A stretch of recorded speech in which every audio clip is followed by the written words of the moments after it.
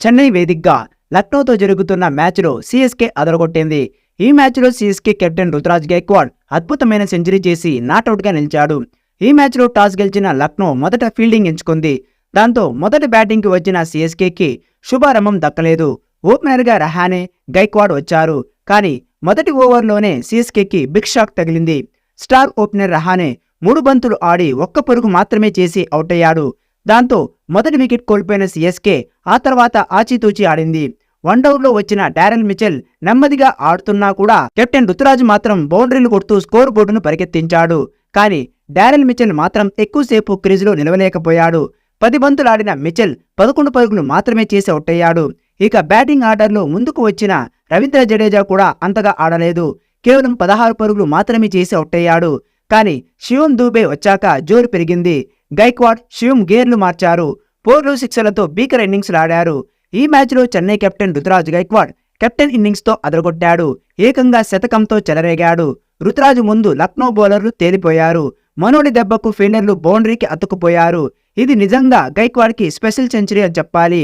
సీజన్లో పోటీ ముదురుతున్న సమయంలో మంచి కెప్టెన్ ఇన్నింగ్స్తో రుతురాజ్ ఆకట్టుకున్నాడు. ఎలాంటి బంతులు వేసినా రుతురాజ్ విజృంభించాడు. బౌండరీలే తన లక్ష్యంగా పెట్టుకున్నాడు. ఈ మ్యాచ్లో రుతురాజ్ కేవలం 56 బంతుల్లోనే శతకం పూర్తి చేసుకున్నాడు. చెన్నై టీం తరపున ఐపీఎల్లో అత్యధిక సెంచరీలు నమోదు చేసిన లిస్టులో చేరిపోయాడు.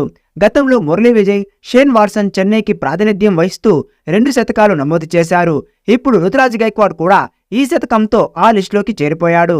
అలాగే ఈ రోజు జరిగిన మ్యాచ్తో చెన్నై సూపర్ కింగ్స్ టీంలో కెప్టెన్గా అత్యధిక వ్యక్తిగత స్కోర్ నమోదు చేసిన ఆటగాడిగా రుతురాజ్ నిలిచాడు. 1 శతకంతో గైక్వాడ్ 2 అద్భుతాలు చేశాడు.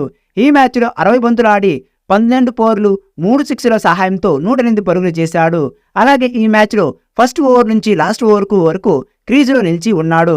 అలాగే సగం ఓవర్లు రుతురాజ్ గైక్వాడ్ ఒక్కడే ఆడాడు. మొత్తానికి ఈ మ్యాచ్లో చెన్నై జట్టు నిర్ణీత 20 ఓవర్లో 4 వికెట్ల నష్టానికి 210 పరుగులు చేసింది. ఇక శివం దూబే కూడా సూపర్ హాఫ్ సెంచరీతో రాదరగొట్టాడు. 27 బంతుల్లోనే 66 రన్స్ చేశాడు. అతని ఇన్నింగ్స్లో 3 4లు 7 6లున్నాయి. దాంతో సీఎస్కే భారీ స్కోర్ చేసింది. లక్నో బౌలింగ్ చూస్తే Matt Henry, Mohsin Khan, S ఠాకూర్లకు తరో వికెట్ దక్కింది. 4వ వికెట్ శివం దూబే రన్అట్ అయ్యాడు.